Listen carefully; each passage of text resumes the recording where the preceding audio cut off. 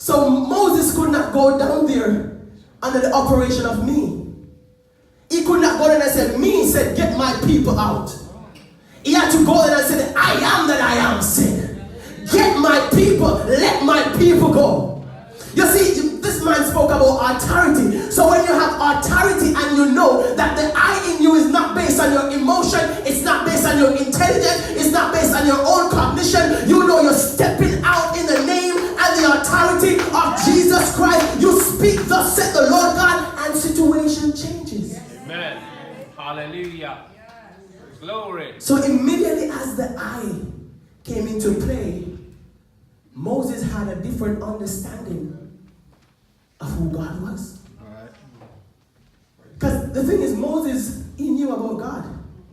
His mother trained him, he knew everything about God. But he had not yet discovered the I in him. And that's why he became a fugitive, because if he knew God, he would not be running. Because he knew that, he would have known that God would fight the battle for him. Glory be to God. Now, after you understand that there's an I in you, you got to know the name of the I in you. Now, it's important that we understand why God did not give a name more than I am in this context. He could not reveal his name as Jesus, because there was a name that was getting ready to come that will put everything into perspective. So when you know the I am that is in you, and you now understand that the I am that is in you is Jesus Christ, you start to walk in a different authority. Because Jesus declared, you can shift to the next slide, Jesus declared in John 4 and verse 6, he said, I am the way, the truth, and the life. So he established himself in Exodus as the I am that I am. And in John, he then tells us that I am the way, the truth, and the life. So now we know that the only true God is Jesus, because there is no other name given among men whereby we shall be saved. And if Jesus Christ is the way, it simply means every other way is a false way. Hey, glory. So when you know the God in you and you know the I am, you know the way. When you know that Jesus is the way, when your friend tells you that you need to go down the wrong way, you know that you can't go down that way because it's not in alignment with the I am. It's not in alignment with the God that I serve. And if God is the truth, everything else that everybody tells you that goes against the will of God, that goes against the purpose of God, is a lie. Come on, sir. Amen. Hallelujah. So you gotta understand that when you know the I am, and not only knowing the I am, but when the I am lives inside of you, Jesus is not just an external person that you're praying to, because when you're praying, you know that Jesus is already inside of you. And that's why he said, I will send the Comforter, and it shall teach you all truth. Glory be to God. The Comforter don't just come for you to think that the Holy Ghost exists. The Holy Ghost lives within you. Yeah. Glory.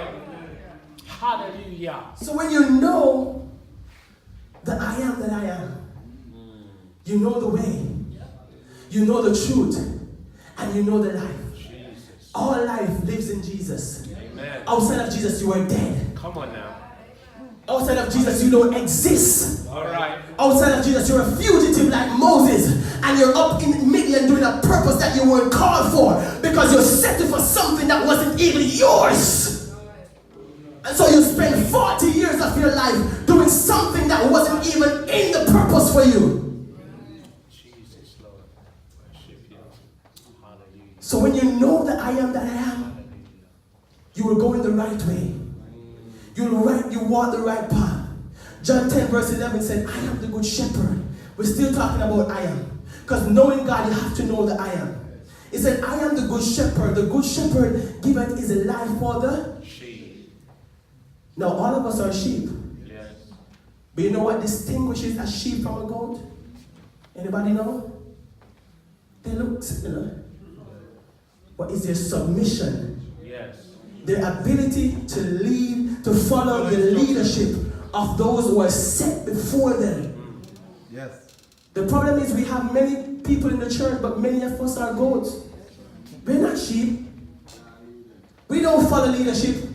If you backbite your brother and sister, if you criticize your leader, if you criticize your pastor, you don't know the I am that is in you. The I am will always follow the truth and the light, the right path. The problem is, God wants some people who will allow themselves to be sheep. And he didn't only say, I am the shepherd, he said, I am the good shepherd. Because we have many shepherds. Come on now. We have many shepherds. Teresa May is a shepherd, but she's not a good shepherd. She'd have come through with Brexit by now. A good shepherd makes the right decision that will strategically align you to God's will. So he said, I am the good shepherd. And the good shepherd is so good that the good shepherd is willing to give his life for the sheep. So Jesus is the only person who will step into your life and will give up everything just for you to make it. Your mother would not give up her life for you. Your father will not do it. And so in discovering who God is, you got to understand that he's the only person that loves you intimately enough to put himself on a cross and to die for you. That's what a good shepherd do. John 10 verse 9 said, I am the door. That one is powerful. Because many of us are trying to open certain door and don't even know that you have the I am authority to pull it. And so you say, Lord, when are you going to open this door for me? Lord, open the door for me to get this job, to get this promotion. When you know that I am in you, it's not about when. It's already happened. All you need is the faith to believe it. Because sometimes we make it so complicated in the church when we think God is this thing that God calls you to wait forever. Sometimes it's not that God is causing you to wait. Sometimes you think, let me share this story with you. The other day I went to put some garbage in my garbage area of my house. And when I went there, because in my mind, I'm always putting in a code to go in the garbage place. I'm going there with the mindset to put in the code, and as I was putting in the code, the door closed. What happened? The door was already open. The code, because it's a public place that other people use, the code was already used by someone who didn't close the door properly. But I'm so accustomed to putting the code that I went there and put the code in, and in the process I closed the door. Many of us are still going to put in code, and we're asking God, when are you going to open the door? When the door is already open, and in the process of opening the door, we shut the door. Wow. God Almighty. So he said, I am the door. By me, if any man enter, he shall be saved and shall go in and out and find pasture. That's deep. If he is the door, on the other side of the door is everything that you're asking for. But you have to have the faith to see the I am as the door to everything that you need. You see, the problem in the church is that we still have people who say they believe in faith, but still looking to external sources. We have people in the church who still go, oh, man, they still come in Jamaica and say, check out this in the right. Yeah, man. We still have some people who believe in black magic and all these things, and they come to church. Many of them in the church, but guess what? They're still aligned to Freemason. But they don't believe that everything that they need is on the other side of the door. Wow. And that's where the problem is in the church. You can't have 1 foot in faith and 1 foot in your flesh. Because my foot might step here, but if the foot is not coming, guess what's going to happen? I can't move.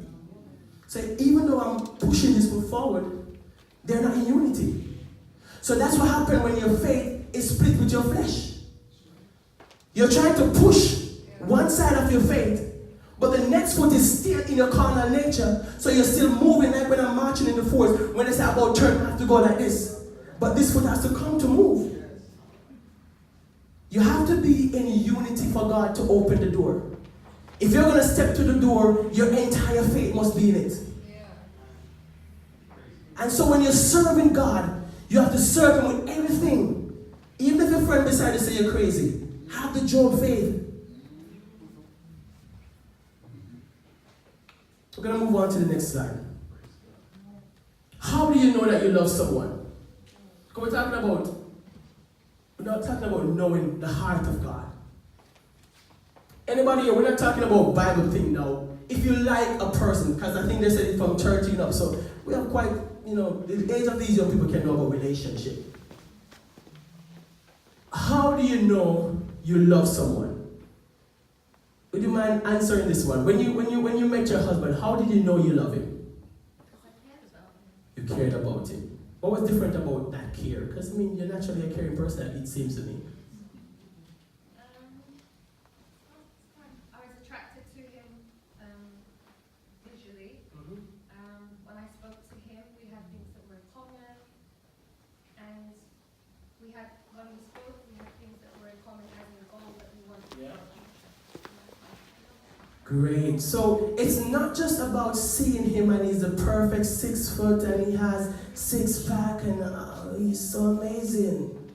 No, she had an encounter. There's some level of interaction. There's some level of relationship that developed.